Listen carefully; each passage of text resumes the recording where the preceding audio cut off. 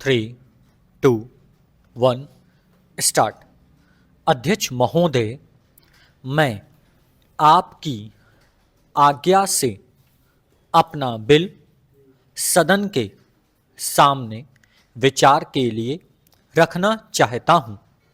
मैंने इस बिल में एक बात कही है कि जो विदेशी धन गलत तरीके से हमारे देश में आता है उसके ऊपर कोई कड़ी निगरानी होनी चाहिए। मैंने इस बिल में यह भी कहा है कि कोई भी पार्टी, कोई भी संस्था, कोई भी आदमी अगर विदेशों से धन लेता है तो उसकी सूचना तुरंत सरकार को दी जानी चाहिए। उस आदमी या उस संस्था के लिए यह भी अनिवार्य हो कि उस राशि का पूरी तरह से लेखा जोखा रखे और 1 वर्ष के बाद उस राशि के खर्च का पूरा लेखा जोखा सरकार के पास भेजे ताकि सरकार को मालूम हो सके कि कितना धन विदेशों से आया तथा किस प्रकार खर्च हुआ। इस सदन में इस संबंध में अनेक बार बहस हो चुकी है। स्वयं गृह मंत्री जी ने यहाँ कहा था कि वह इसके संबंध में एक बिल सदन में लाएंगे, लेकिन मुझे बड़े दुख के साथ कहना पड़ता है कि 2.5 वर्ष बीत जाने के बाद भी आज तक वह बिल सदन में नहीं आया।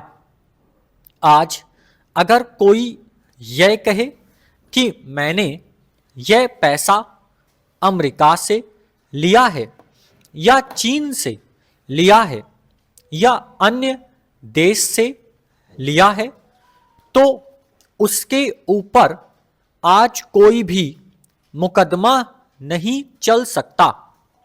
आज हमारे देश में कोई ऐसा कानून नहीं है जो इस चीज पर प्रतिबंध लगा सकता हो। आज 3 बड़े बड़े देश हैं जहां से हमारे देश में पैसा आता है। कुछ पैसा अमेरिका से आता है, कुछ चीन से आता है और कुछ पाकिस्तान से आता है और छुटपुट अन्य देशों से। इस प्रकार का धन हमारे देश में कितना फैला है, अगर इसकी ओर आप ध्यान देंगे तो एक चिंताजनक स्थिति आपके सामने आकर खड़ी हो जाएगी। अगर इसी तरह से चलता रहा तो हो सकता है कि एक दिन हमारे देश की सुरक्षा, प्रजातंत्र की सुरक्षा खतरे में पड़ जाएगी। विदेशी सेना हमारे देश पर आक्रमण न कर सके, इस बात की चिंता तो हमारी सरकार करती है, लेकिन विदेशी धन की कोई चिंता यह सरकार नहीं कर रही है।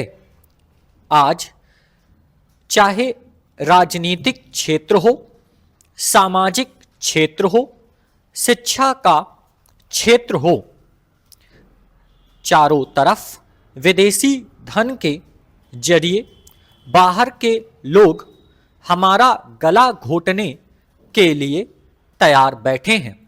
आप बड़े बड़े शहरों में जाएं तो पता चलेगा। अध्यक्ष महोदय, पैसा देकर लोगों को जासूस बनाया जा रहा है। सीमा क्षेत्र में जाएं या पिछड़े क्षेत्रों में जाएं, चारों तरफ विदेशी पैसे के बल पर हमारे देश के साथ खिलवाड़ हो रहा है।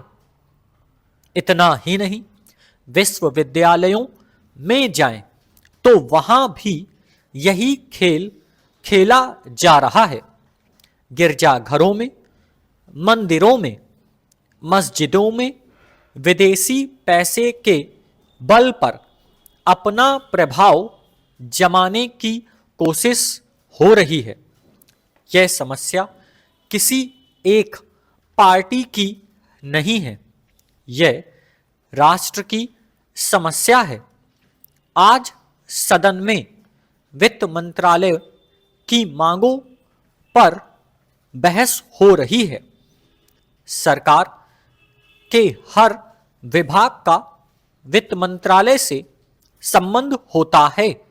देश में जो प्रगति हुई है और हो रही है, उसकी काफी चर्चा हुई है। जो प्रगति हुई है वह चारों ओर दिखाई पड़ रही है।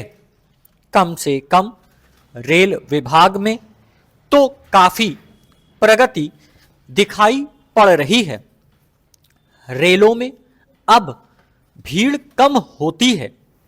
बिजली का काफी विकास हुआ है, लेकिन देहातों की तरफ हमारा जो दृष्टिकोण है उसको देखकर कुछ कष्ट होता है। अभी जो जनगणना हुई है उसको देखने से मालूम होता है कि शहरों की जनसंख्या अधिक बढ़ी है। आज देहातों से लोग शहरों की तरफ आ रहे हैं। हमारे राष्ट्रपिता ने कहा था कि लोग देहातों में बसें, देहातों के जीवन को पवित्र करें। लेकिन स्वराज के 55 वर्ष बीत जाने के बाद भी देहातों की तरफ न जाकर शहरों की तरफ लोग आते जा रहे हैं। इस प्रश्न पर हमको कुछ गंभीरता से विचार करना होगा। अगर देहातों में लोगों को सुख सुविधाएं मिलती जो आज शहरों में प्राप्त हैं, तो लोग देहातों से शहरों की तरफ ना दौड़ते, बल्कि शहरों से देहातों की तरफ जाते। देहात के जीवन में दो प्रकार की चीजें थीं। एक तो जमींदारी प्रथा थी और दूसरे वे लोग थे जो रुपए का लेन देन करते थे। जमींदारी प्रथा समाप्त हुई, इससे लोगों को कुछ राहत मिली। जहां तक रुपए के लेन देन का प्रश्न है, पहले 25% तक का ब्याज लिया जाता था, उसमें अब कुछ कमी अवश्य है, लेकिन कहीं कहीं तो अभी भी उतना ही ब्याज लिया जाता है, जिससे कर्जा लेने वाला उनके चुंगल से नहीं निकल पाता। सरकार भी अब उचित दर पर कर्ज देने लगी है। इस वजह से कहीं कहीं पर साहूकारों के ब्याज की दर में कमी आई है। Full stop.